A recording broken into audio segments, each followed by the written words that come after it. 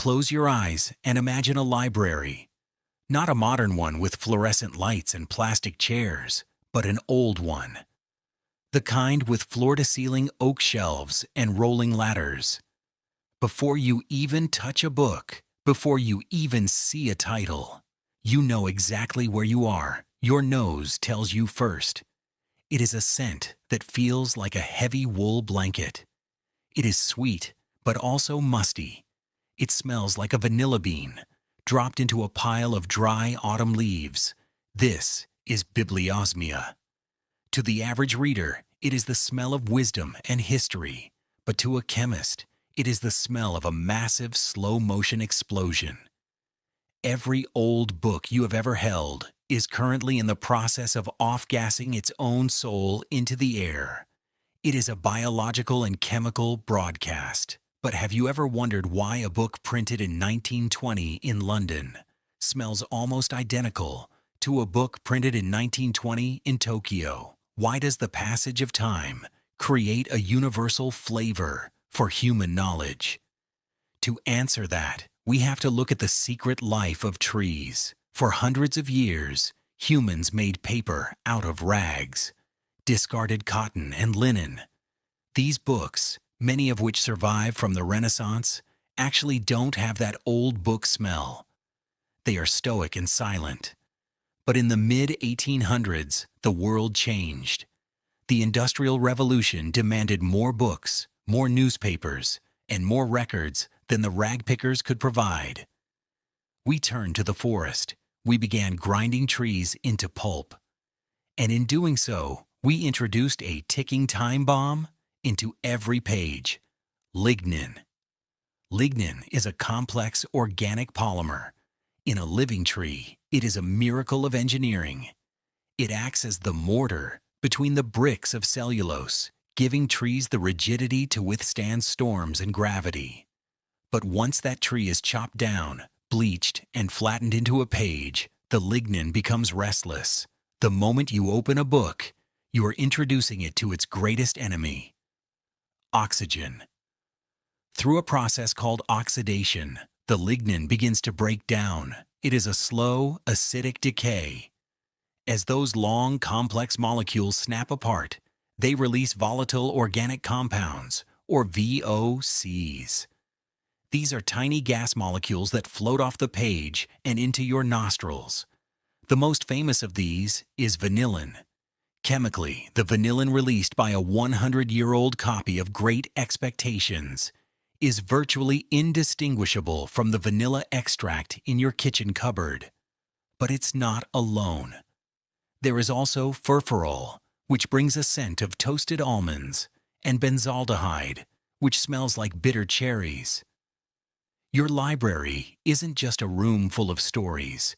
It's a chemical cocktail of a bakery, a forest, and a fruit orchard, all dying at the same time.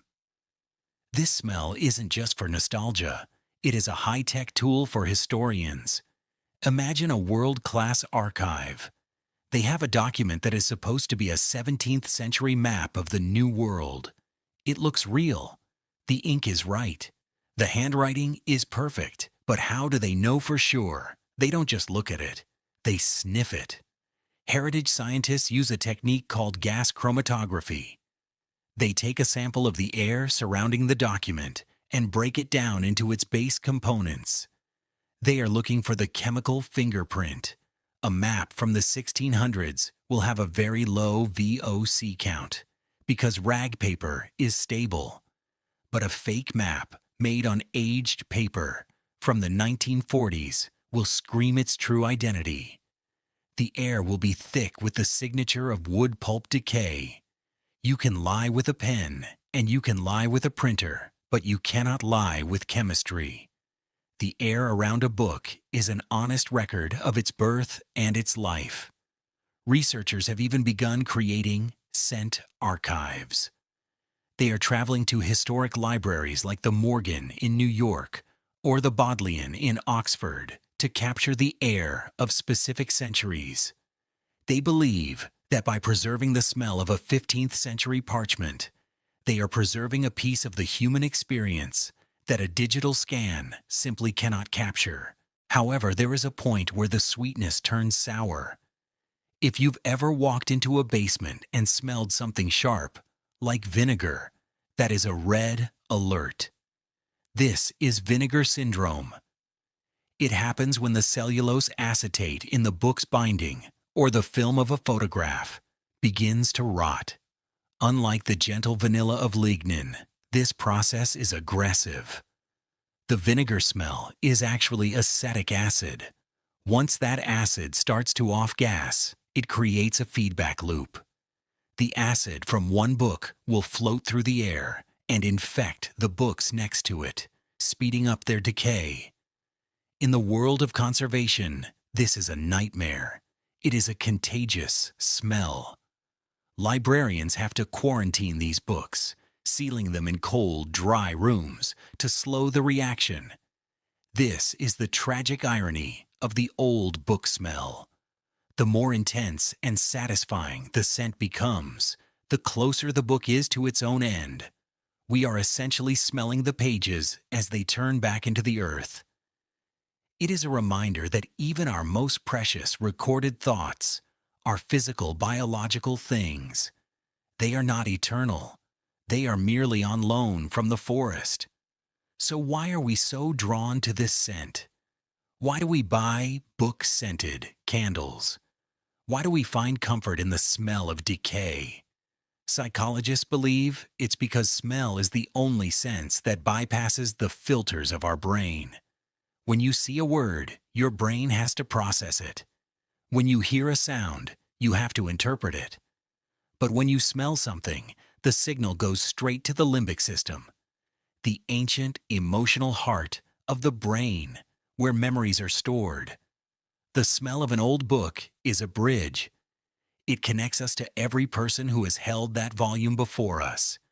It is the smell of long nights, of student dorms, of grandfather's dens, and of quiet afternoons. When you inhale that vanilla almond scent, you aren't just smelling paper, you are smelling the passage of time itself. In a world that is becoming increasingly digital, where books are just glow-in-the-dark pixels on a glass screen, the smell of an old book is a rebellion. It is proof that a story can have weight. It is proof that ideas have a physical presence in our world. So, the next time you find yourself in the presence of an old library, take a moment. Don't just browse the titles. Don't just look at the art. Take a deep breath. Appreciate the slow fire. Listen to the chemical whisper of the wood pulp as it tells you its final story. Because one day, that smell will be gone, and all that will be left is the silence of the screen. Enjoy the bakery while the oven is still warm.